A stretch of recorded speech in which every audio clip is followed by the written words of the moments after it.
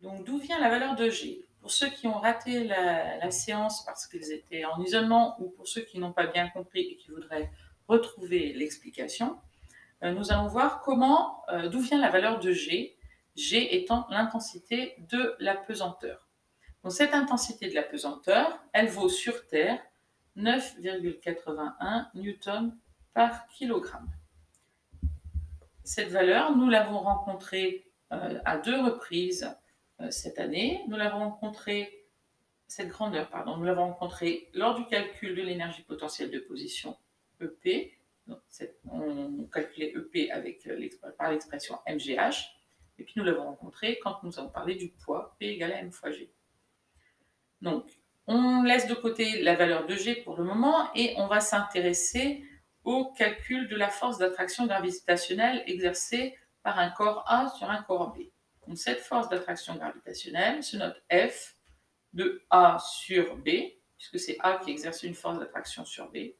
C'est égal à G, ici, c'est la constante de gravitation universelle, fois la masse de A fois la masse de B, et le tout divisé par la distance entre A et B au carré. Donc, par exemple, si on veut calculer la force d'attraction gravitationnelle exercée par la Terre sur un objet, on va la noter F, la force exercée par la Terre sur un objet.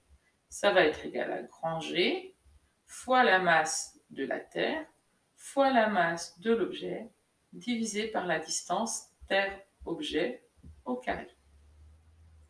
Pour faire le calcul, il nous faut la valeur de G. La valeur de G, c'est une constante. Elle a toujours la même valeur, donc 6,67 fois 10 exposant moins 11 unités du système international.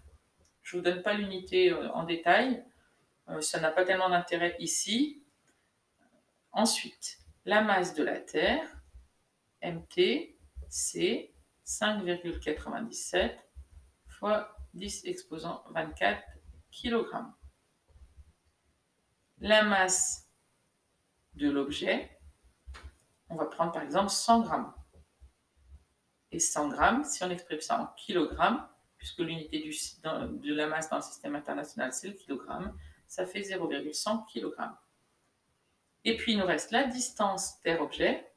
La distance Terre-objet, si l'objet est à la surface de la Terre, on considère que la Terre se résume à son centre, et donc la distance Terre-objet, ça va être le rayon terrestre, et ça va être 6370 km. Donc on va pouvoir faire le calcul. 6,67 fois 10 exposant moins 11 fois la masse de la Terre, 5,97 fois 10 exposant 24 fois 0,100 divisé par 6370 km qu'on doit exprimer en mètres, donc on multiplie par 1000 au carré. Et quand on fait le calcul, on trouve 0,981 newtons. Donc la force exercée par la Terre sur mon objet, qui a une masse de 100 grammes, est de 0,981 newtons. Donc je vous laisse faire le calcul, vérifier que vous trouvez la même chose, et je vous retrouve pour la deuxième séquence.